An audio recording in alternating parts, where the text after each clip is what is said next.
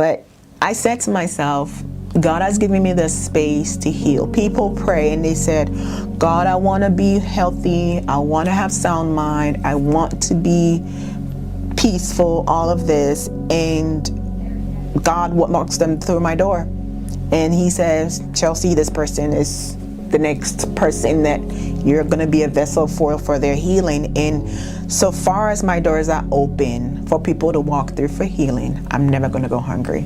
Yeah, I had a great time talking with Chelsea. She really broke down what it means to be a provider and a carer for patients. When you think about a nurse practitioner and you think about doctors or house call doctors or primary care physicians, sometimes you don't have enough time to talk to them, or you feel rushed. And that's not the case with Chelsea. She really takes her time, and her heart and her goal is to make sure that she addresses the total picture of patients and their families and loved ones, and to take care of them as early as birth all the way to end of life. And that was her heart, and that's her reason for starting her practice. And we had a great conversation. And you know, if you're interested in finding a good nurse practitioner, you're a good PCP, someone to take care of you, and you're in the DFW area, Chelsea's great. We had a good time just breaking down her reason and her passion for starting her practice and the ups and downs of being a business owner and being a mom, and it was a great time. So enjoy this Care Pod with Chelsea, nurse practitioner with Orchid Wellness. Chelsea, what's up? Hi. How's your day?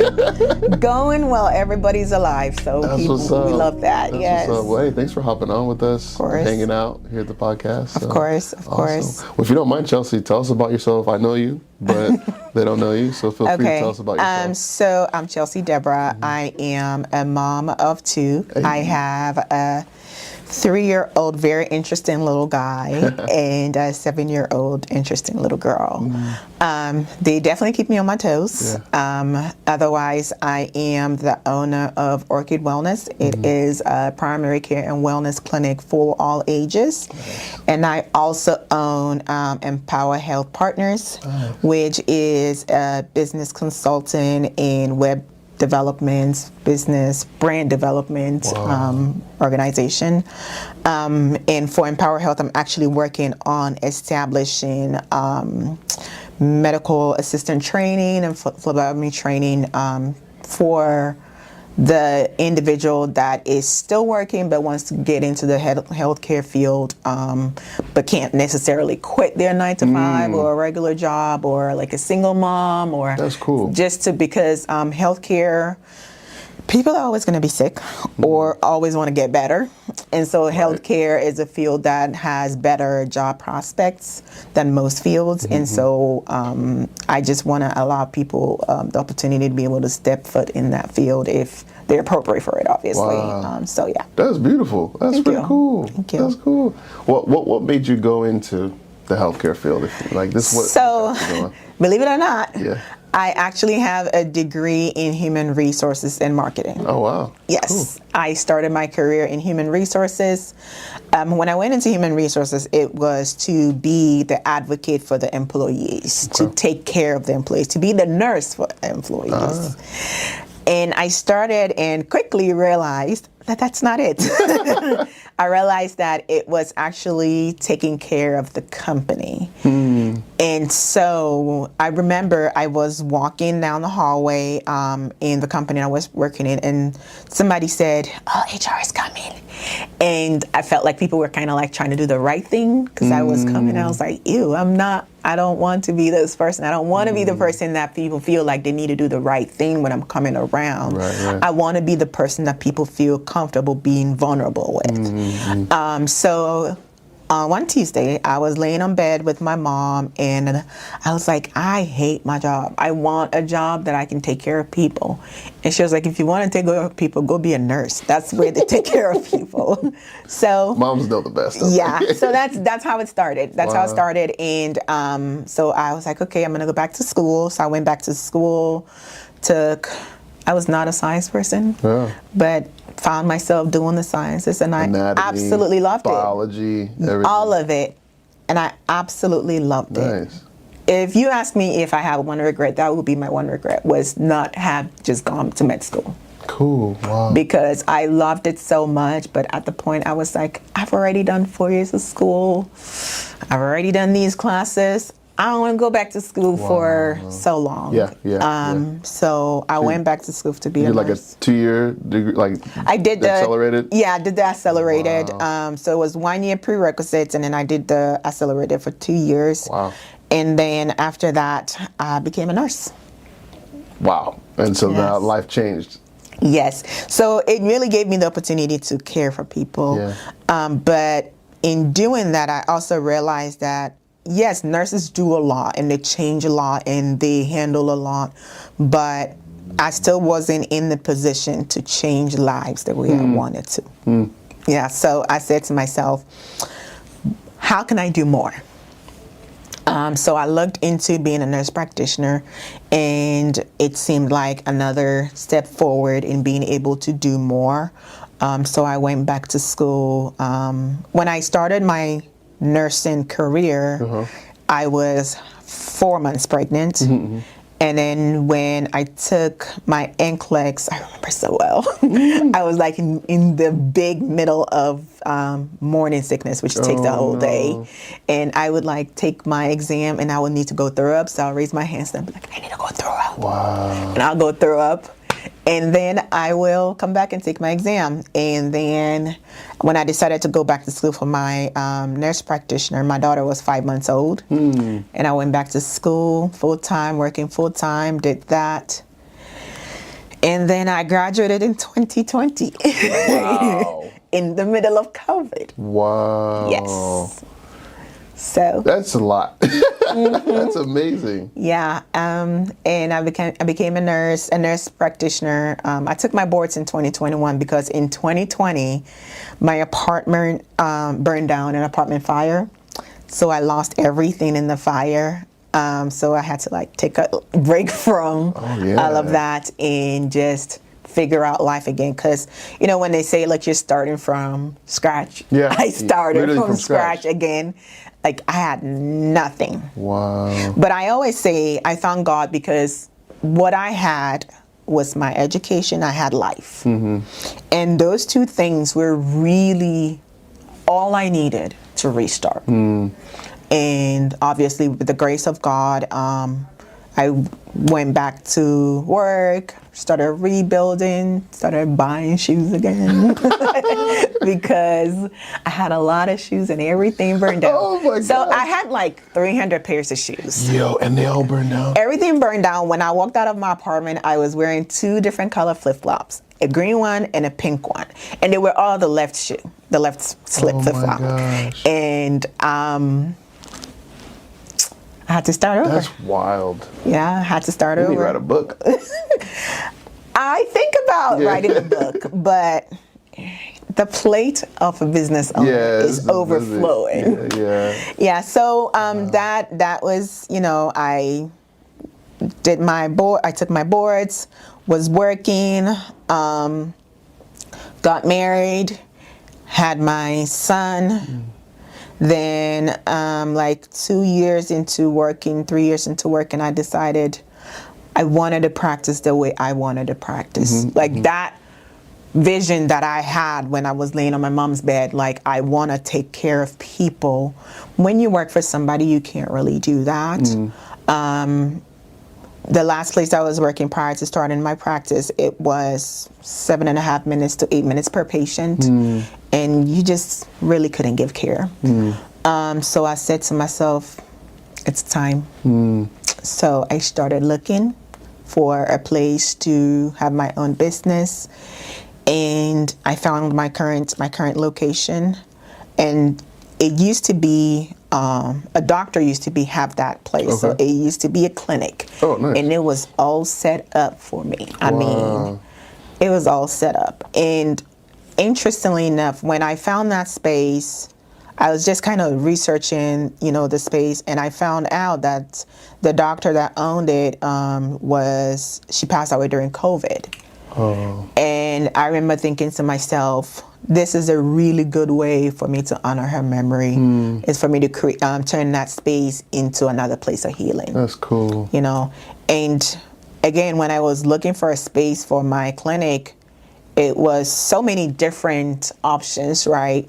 And one of the options was to build from the ground up everything. And one of the options was to kind of find a small space. And I found the space, and it was 3,000 square feet. And everybody was like, you are absolutely crazy. That is too big.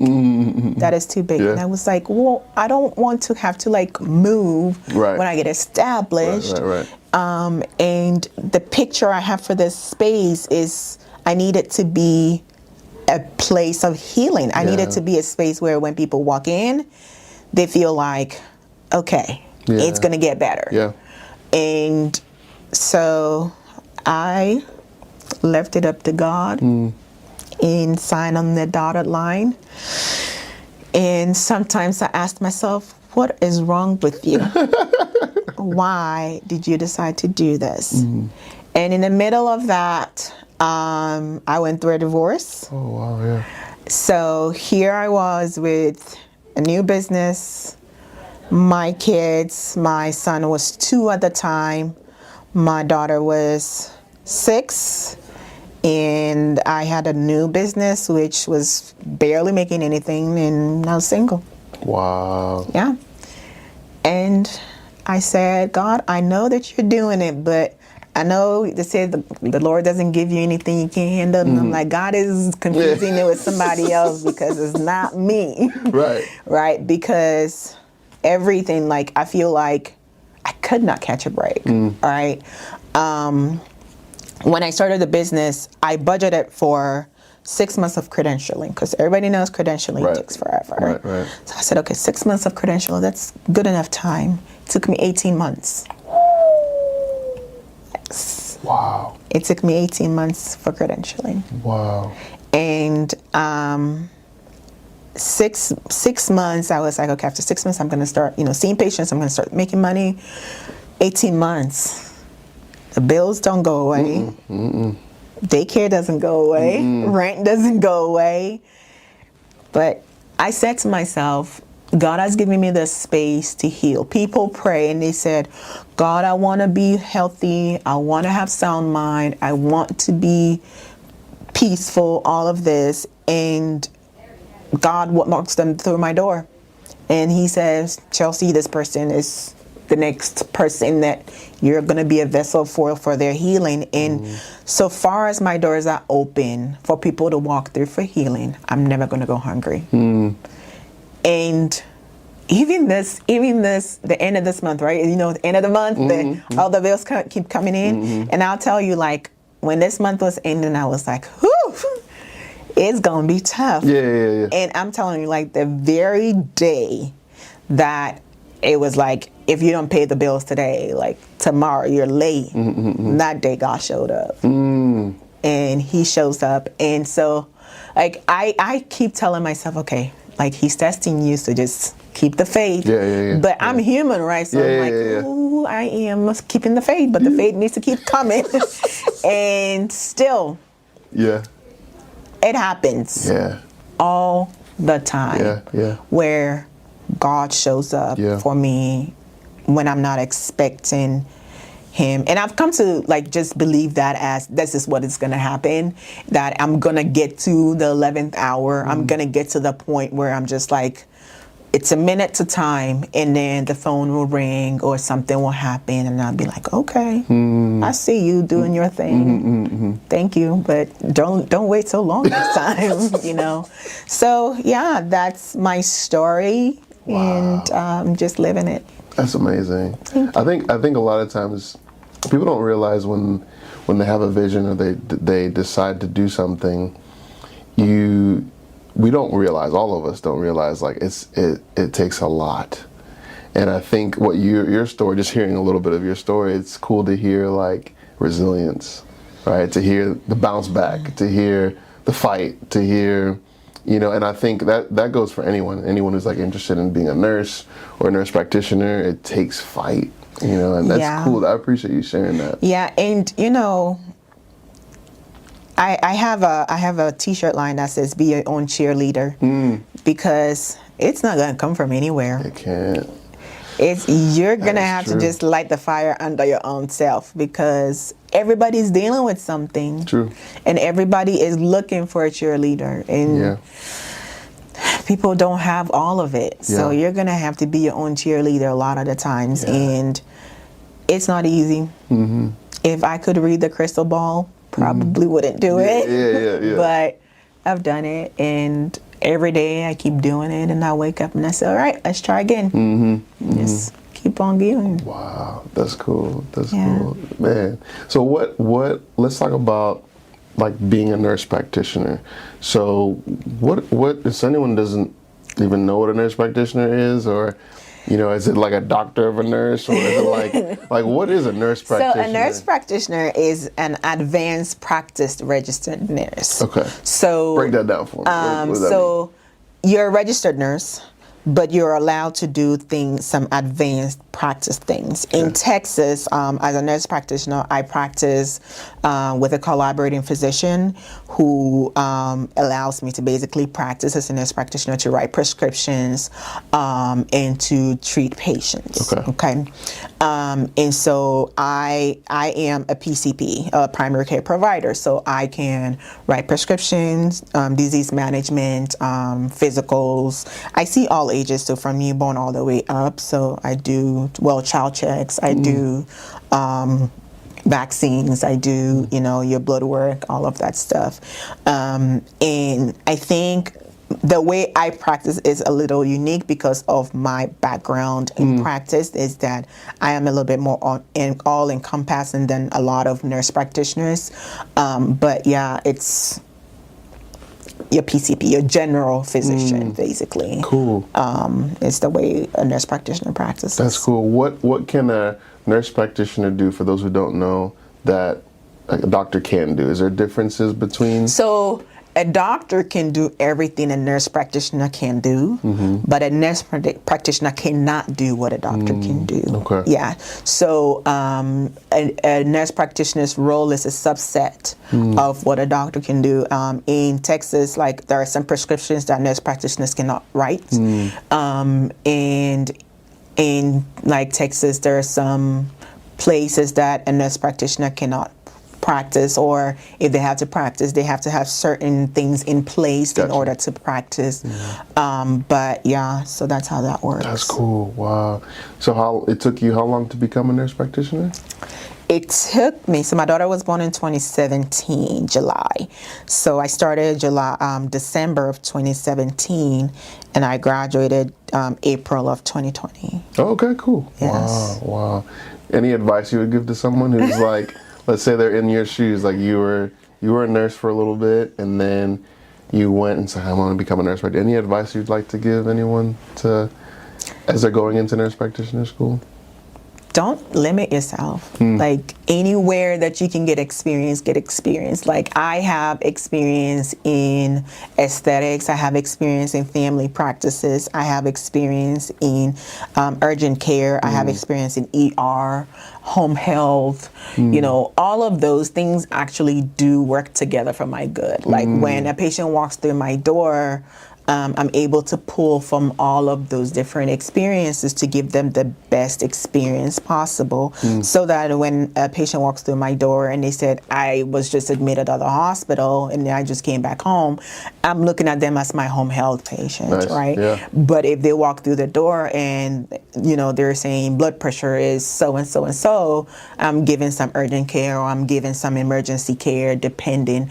My goal as a PCP is to prevent my patients from going into the hospital, which for home health, that's also the goal, right? And so for me, it's teaching my patient and empowering my patient for them to know more than they did when they walked through the door. And that's what I tell my patients. When you walk through the door, you should know more than you did when you walk out. So that's usually what it looks like. That's good. That's good. Cool. I'm on this journey of things that are happening for you, not to you. Yeah, and for others too. Yes. And,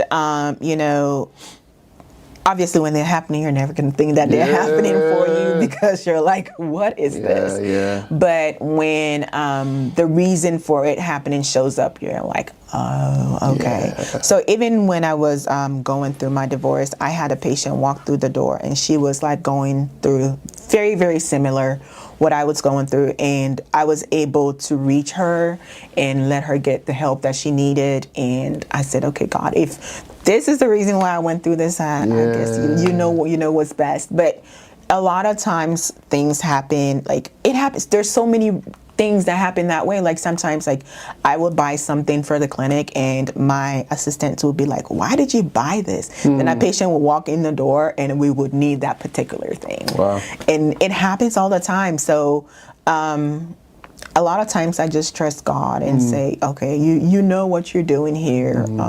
So I'm just gonna kind of trust you in this, because if I decide to trust myself, I would truly believe this is crazy. Yeah, 100%, So but if somebody wants to become a nurse practitioner, I would definitely tell them, get all the experience. All the experience. Don't like limit yourself, especially if you want to be able to be a very diverse nurse practitioner, because you just never know. Like I have some experience in lactation consulting, and that becomes very useful when I have newborn parents. And they just are struggling with breastfeeding or anything like that. I can really give some help there. So it just depends on what they need. Yeah. So your story is unique because you were in like corporate world, I guess. So you went from like no clinical experience to then saying like, let me just hop into, like, did you like, were you able to like understand like what you were getting into, or was it like, how was that? Absolutely not. Because I know there's a lot of people who also kind of want to make that jump, but like, what were some things that you were like, whoa, I didn't realize? So I was not a science person. Like when I did my bachelor's degree in business, my science requirement, I did like geography. Like I was not a science person at all. And I remember I had, I really struggled during my prerequisite. I really struggled with anatomy and physiology. I struggled with physiology because anatomy wasn't too bad, but physiology was rough.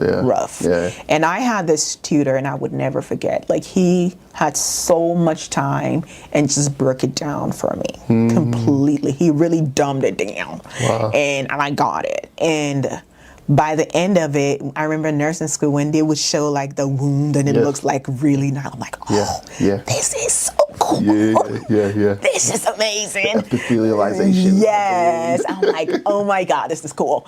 And I really fell in love with the human body and what it could do. In practicing now, I am really falling in love with the human body and what it could do.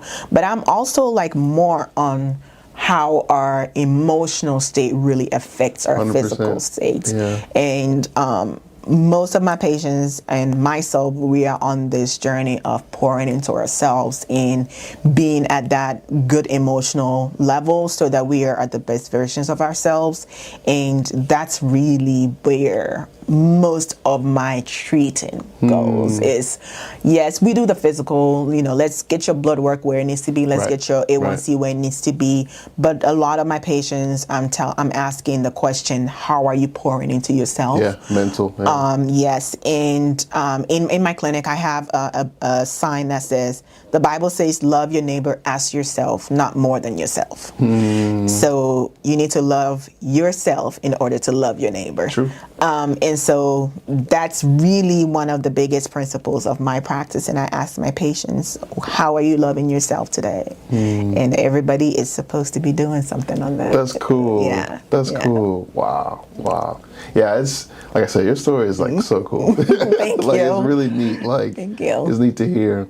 Okay, so we're gonna flip it up just a little bit. So you're from Ghana. Yes. Right? So tell me about like just Ghana as a whole, just like your experience, and then like being like from Africa and then America. My family's from Nigeria, so it's like tell me about that whole experience and like. So being from Ghana, first of all, like moving to America, my expectation and the reality was so far apart. It's not even. It wasn't like Hollywood, like. No.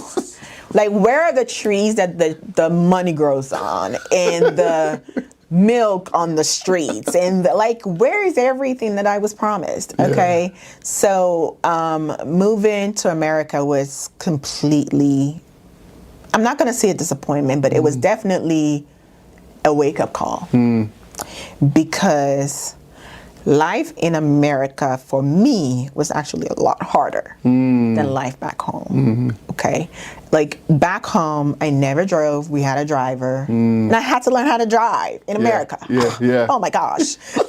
So that was completely not as expected. But on the flip side, there was so much more opportunity here. And the idea that if you work hard, you would make it was something that I could actually see happening. So it allowed me to think, okay, I just have to keep going. Right, I just have to wake up every day and tell myself I'm going to keep trying. Regardless of how much it sucks, it's gonna work out. Right. So that's the difference. The threshold is higher. Yes. And if today I tell myself, okay, I want to go to med school, as hard as it's gonna be, I can do it. You know. So that's the other flip side of it. And culturally, I feel like it's what you make it. There are definitely a lot of challenges being a Black woman that comes with some challenges. But in general, maybe it's me and my personality, but I feel like a lot of things are doable. So that's cool. I just do my best to do them. That's cool. Yeah. Wow. But being from Ghana also means that I meet people that I can relate to. There are a lot of people from the African continent in America that are in places of intellect that you can, you, for instance.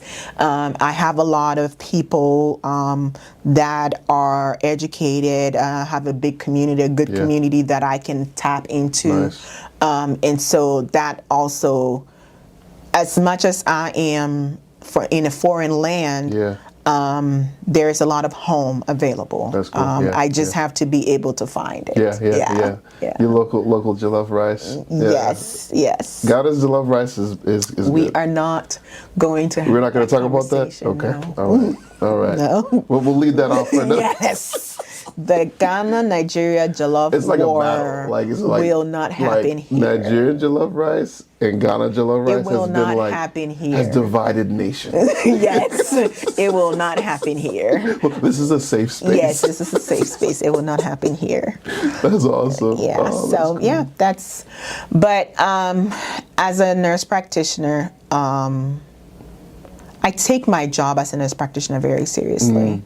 It is my ministry. Absolutely. It is my ministry.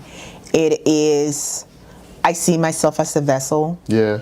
It is as a vessel, what I'm being used for. Yeah. My clinic space is a space of healing, and I take that very seriously. That's cool. And I tell my patients, I give a lot of tough love. Yes, I had a patient complain. She's like, "You always want to talk to me," and I'm like, "I know, because you're not giving me what I want." So, yes, and a lot of times when patients walk in my door, they're like, "I'm looking for a provider that cares. I'm looking for a provider that is really interested in what I'm doing, and I'm just not a number." And I tell them, everybody gets a speech in the first visit, and I tell them, if you are telling me that you want a provider that cares and all of that, you have to understand that you're not going to get this passive treatment where you're getting prescriptions filled without conversations. Right. You are getting things done for you without nobody talking to you. Right. That's not happening again. That's not care. Yes. Yeah. And so I tell them, I'm going to be, if I send you a prescription for 2 weeks, that means we have to have another conversation in 2 weeks. 3 months, we have to have another conversation in 3 months. And so in the beginning, they're like, man, I'm seeing you a lot. And I'm like, man, I need to take care of you. So we're in agreement. That's cool. But I give a lot of tough love. And that's the reason why I'm able to take patients from A1C of 10.1 in August to A1C of 4.6 today. Whoa. Yeah. Wow. But I was Outcomes. talking to her once a week. We were doing a lot of nutritional education. Wow. We were doing a lot of physical, emotional education. She was keeping a food log. I was on her on it, and she was on it because she knew what she was going to be talking to me in a week, and I was going to ask her all these questions. Yes. And so now I have this patient. We started a bunch of medications because she was at 10.1, and now we're taking medications off because you don't need all of this. That's cool. You don't need all of this. And I tell my patients, I'm not anti-medication or pro-medication. I am pro-patient. What's going to work for you is what we're going to do. Yeah. Wow. Why do you think, kind of going off of this is a good, like what you were mentioning is so pivotal. What's your thoughts on polypharmacia, and like why does that happen, that patients get so many meds? What do you think? Because I'm not going to talk for any provider because everybody practices differently. Right. But the way I practice is, what's the goal for the patient? Okay. I tell my patients, no patient in my practice is a diabetic over 7. I don't tolerate that in my practice. That's my standard. Right. Okay. So if you come to me as a patient and your A1C is above 7, we're going to be best friends. We're going to be talking once a week, okay, until we get you there. Right. If you come into my practice and your blood pressure is consistently over 140 over 90, we're going to be best friends. Yeah. Okay, we're going to be talking. You're from Chelsea. Yeah, we're going to be talking until we get you there. Damn, and we are tweaking medications weekly. We are on it. That's cool. Consistently until we get you to the goal. That's cool. Okay? Yeah. And until I can trust you to take care of yourself for 3 months and not come back with higher levels numbers. outside, Yes, and they know this. Like my patients know this, and so when they come and they know, like even somebody told me today, well, let me get up and go exercise because she's gonna ask me. It's like you're a trainer. It's the accountability. Yes, but I also expect my patients to expect a lot from me. Right. Okay, and I tell them, look, if you come in here, you're not getting the best of Chelsea. You need to let me know because you don't walk in this door for subpar treatment. Right. You go to a restaurant, the food sucks, you're going to talk about it. 100%. You come into this space, care is not where you want it to be, say something. Yeah. So, but at the same time, I expect a lot from my patients. I give them accountability homework. And so if you haven't gotten your dental check set up, next appointment, please tell me when your next appointment is. Yeah. We need to document that your next dental date is at this date. And so I hold them accountable because what's the goal for the patient? So if we need to get blood pressure to this point and one medication is not doing it, we'll add on a second medication, but best believe we're changing lifestyle completely. 100%. Yeah, what's the root? Completely, yes. Completely. Like I am talking the patient through their day and finding out where is the pothole that we need to fill. Wow. And so we are really revamping the patient's life. Everything is not just status quo. We can't put the same variables together and expect the same result, a different result all the time. We have to change the variables. Yes, and so I talk with the patient to find what the difference is so we can really solve that problem. Sometimes it's sleep, stress management, hydration, and we talk about all these things. And if you talk to every patient of mine, they'll tell you, I have 5 pillars that we work on at every visit, and I'm going to ask you how you're doing with sleep, how are you doing with your stress management, how are you doing with your hydration, how are you doing with your nutrition, how are you doing with your exercise. Nice. 5 P's. Yeah, if you are hitting an A in all of these things, you're good. Nice. Anywhere you're failing, we need to find out why you're not sleeping. What's happened in the last 2 weeks? Okay, what's happened? Why you're not drinking water? What's happening? So that's how I practice, and every patient knows. So they know. They make the notes, and they say, okay, I wrote it down. This is what's happening with water. And I'm like, okay, water's number is not good. Let's work on it. Yeah. You know, and I give them achievable goals. I'll say, okay, let's go from 4 bottles to 5 bottles for 2 weeks. And we'll check back in 2 weeks, see if you're doing 5 bottles. Wow. And we'll just go from there. And giving them the piecemeal, you know, assignments makes it doable. I don't just say, eat properly. Yeah. You know, and they're like, what do I eat? You know, I say eat rice. Yeah. Eat this amount of rice, eat brown rice, eat sweet potatoes, eat vegetables, eat 4 ounces of, I give them specifics. That's awesome. And so then they just go off of what I tell them to do. Makes it very simple for them. That's cool. What do you do when a patient is not adhering to like the guidance? We have accountability envelopes. Oh. So they put money in the envelope, and if they hit the goal, they come back from their money. That is cool. And I tell my patients, I tell them, okay, now you owe me. Here's your envelope, put it in here. That's cool. And they know that when they hit their goal, they're gonna come back and they're gonna come back there, get their envelope back. So that's brilliant. We gotta get to the goal, yeah. right? So something's gotta give. Man. Sometimes I reward patients. If you hit the goal, you get free IV therapy. I send patients to get massages.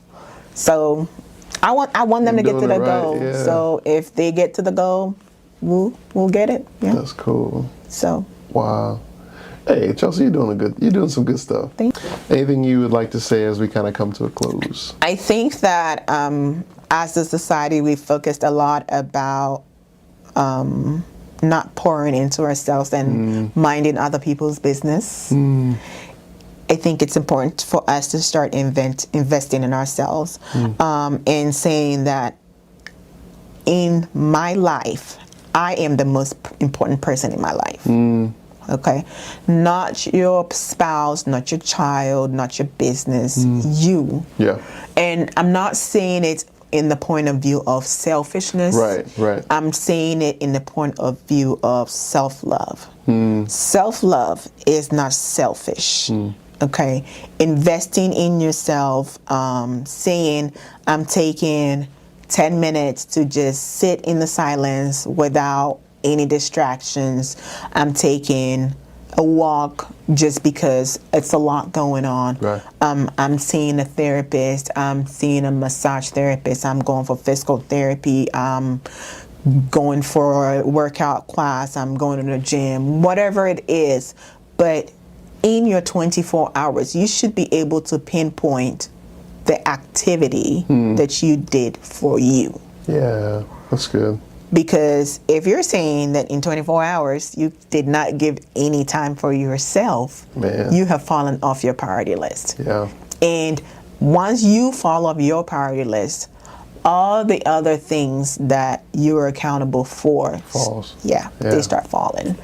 And so, and I'm guilty, we're all guilty of it, where we get focused on something and it's just like we become the people that we say, oh, I'll get to that later. Yeah. I'll get to that later.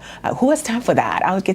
But if something is going to be compromised on, it should not be you. It should not be you. You need to stop. Yeah. Wow, this is good. It should not be you, because as soon as you are okay with you being the one that falls off the list, you've lost your way. Because you can never catch up. Right. You know, because then how many times do we say, oh, I need to go get a haircut, or I need to go get my nails done, or I need to go to the gym, and then you're like, oh, I don't have time today, and then you fall off the list, and then tomorrow you fall off the list because it was easy for you to say to yourself, I will go tomorrow. Yeah. You know, it was easy for you to put yourself off the priority list. And put others on it. And loving your neighbor more than yourself. And then soon you being off the priority list becomes a habit. So that should be the non-negotiable. Wow. I cannot fall off the list. You can. Yeah. I cannot fall off the list. And you know what's crazy? Like when you think about us in healthcare, We are we're healthcare terrible at it. providers. We were terrible at Like it. that's we do this so much. I'm saying terrible myself. at it. Like we think about other people so much that we neglect ourselves. We are terrible at Nurses, doctors, physical therapists, whoever it is. We're terrible at it. And I think what you're saying is just super powerful because, you know, that's where caregiver burnout comes into play. That's where clinician burnout comes into play. Is we're constantly thinking about other people, but not pouring into ourselves. Yes, we don't. Like, as a healthcare community, you will find very few of us that take extra steps to pour into excellent care of ourselves. Yes, to pour into ourselves. I mean, a lot of times patients are like, my provider's telling me to eat properly, and I'm looking at my provider and like, you need to eat properly. Yeah. You know, so Wow.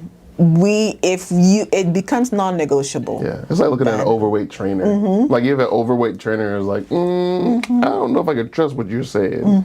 It's like the same thing. Yeah. And you know, when it becomes like a non-negotiable, it's like somebody saying, treat me for free. You're like, what? No. Yeah. Right? It's non-negotiable. Yeah. It's not something you're ever going to do. But if you get to the point where you start doing that, nobody's going to take you seriously. No. You know, same thing. If you tell yourself, on the priorities that I have, I'm not going to be the one that's going to fall off the list. Yeah. Once you get that and that becomes your standard, you're going to see a difference. Wow. Yeah, because that's a boundary that you give to yourself and you respect it, and that's different. So every day, ask yourself, what did I do for me? I like that. So Chelsea. I like that. Good stuff. I appreciate you. yeah. Sweet. Yeah, that was really good. Thank you. QA, what y'all got? So I love how you say, like, pour into yourself, like you ask your patients that. How do you pour into yourself? Okay, how do I pour into myself? Oh yeah, so how do you pour into yourself? How do I pour into myself? So I do therapy. I do therapy once a week. I did my therapy today. Nice. And when my therapist tells me that she's going on vacation, we are fighting. I'm like, what do you mean you're going on vacation? Yeah. I cannot miss you for a week. I am non-negotiable on that. When I started therapy, it was to work on a lot of things that I was sorting through. Now, therapy has become another way that I pour into myself, another way that I shore myself up, because as a nurse practitioner, a lot of my patients come in and unload on 100%, me. yeah. And I tell my patients, unload on me, because I have that professional barrier where what's going to happen is you have an outlet and you will feel better. And I don't take it to heart and I don't take it home. Right. And so it becomes, you're able to let that load go and we're good. Yeah. But I'm human, and so some of these things tend to stick. Yeah, stick. And so doing therapy helps me really just keep focused in my life as a mom, in my life as a business owner, in my life as an employer. I'm very big on my employee gets a mental health day, a paid mental health day every month, because I want her to have a day where she is supposed to be pouring into herself, and she knows it. And I try to live what I preach, and so it's, for me, I do therapy, I do yoga, working out. I love to eat, I love to sleep. So those things, I try to do those. The pillars, the five. Yes. The five. I listen to books. So cool. I Audio? listen to audiobooks. I do. Before I had a business, I could do 300, 400 books a year. Wow. Now I do 100. Wow. Which for me is so like awesome. a life. It's like a life. Like 100 books versus 300, 400. But I do 300, 400 books a year. So yeah, that's how I pour into myself. I've started like doing trips. Nice. So trying different foods, and I love building websites. So cool. I do that. Yeah. That's cool. Yeah, I use BetterHelp a lot. I have a counselor that's like amazing. Yep. There's no way Yeah. we could do what we do. No way. No. Yeah. No. Yeah. So. Good question. I might have missed this part, but how did you decide what kind of practice clinic you want to open up, like specialty? Ooh. So. How did you? What was the question? How did you decide? How did you decide what kind of practice?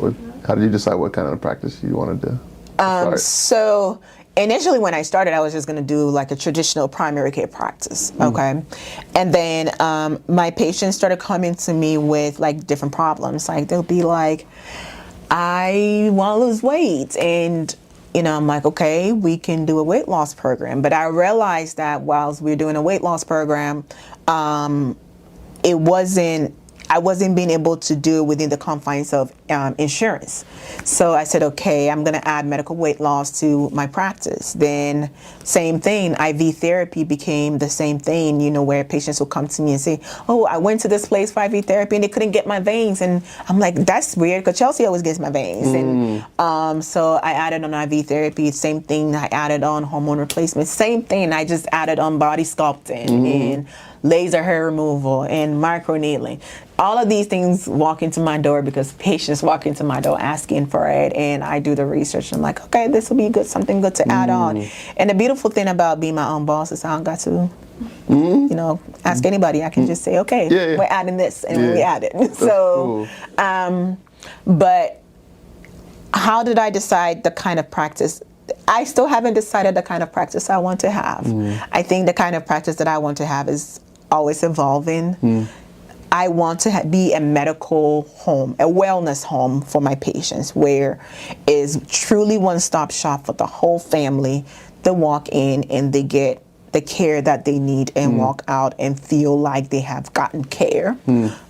So it may be physical, it may be emotional, but sometimes I help a patient do their resume. And that's what they needed. So that's what we did. Or I help a patient write out a schedule for themselves for the day because they can't figure out. And that's what they needed. So that's what we did. That's cool. So my practice is what my patient needs at the time. And on paper, I'm a primary care provider. That's cool. But I tell my patients, like, I'm a primary care provider. Primary means the first care. Right. And so whatever your need is, I am your first care. Yes. Yeah. And so whatever the need is for that patient at that time, that's me. That's cool. Yeah. For you to say, what advice would you give to someone who's looking to open up their own practice? Ooh, what advice would you give to someone who's looking to open up their own practice? I've given this advice recently. If you can do telehealth, absolutely do telehealth to start. Because in as much as I opened this big practice, 3,000 square feet, it was a whole lot of work. Yeah. A lot of work, a lot of commitment. Don't leave your 9 to 5 if you can.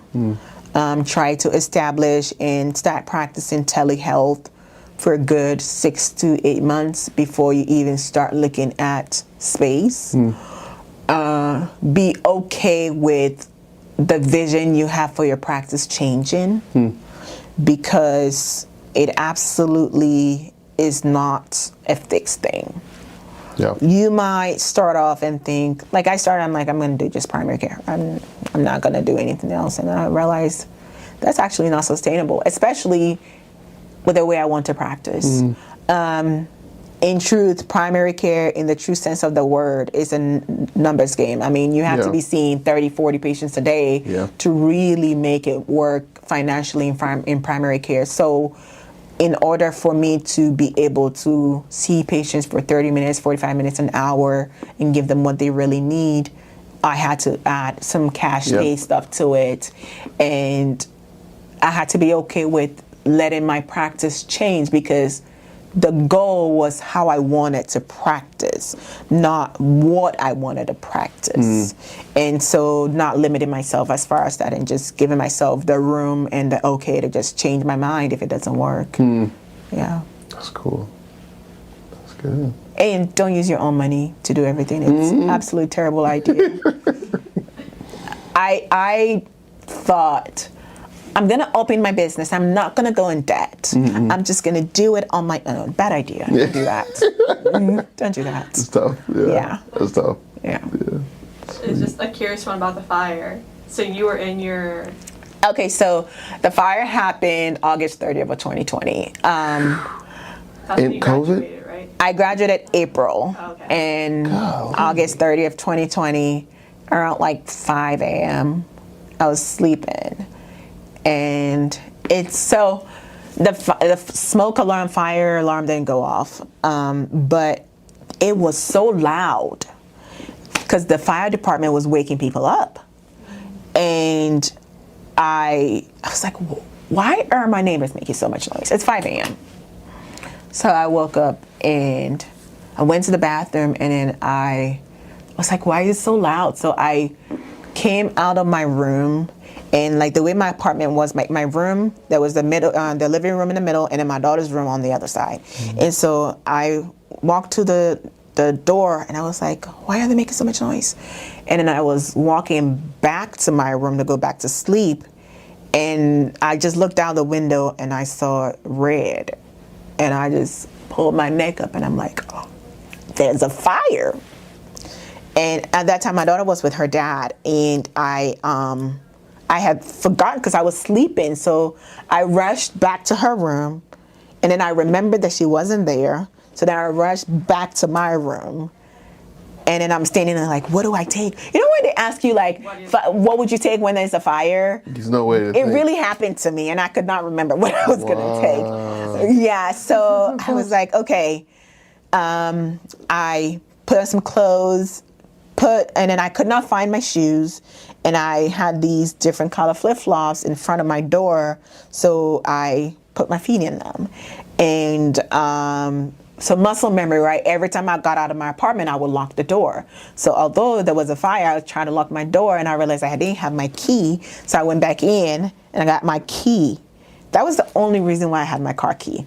Oh my God. I would not have had my car key, but because of that muscle memory, and I was like, okay, I gotta go. And then I went back in there, I grabbed my car key. I had my car key, I had my phone, I had my clothes on, and 2 different color flip-flops, the left one. That's it? That's it. Wow, and then when you got out, I got out, everybody was downstairs. And then they were like, they wouldn't let anybody go back in once you... And nobody could go back in there, and that was it. That was the last time I saw everything that I owned ever again. Oh my gosh. Yeah. Driver's license, everything. Everything. Ooh. Everything. Everything. Wow. My daughter's little, from the hospital box, that her birth certificate, everything. Jewelry my dad had given me, everything.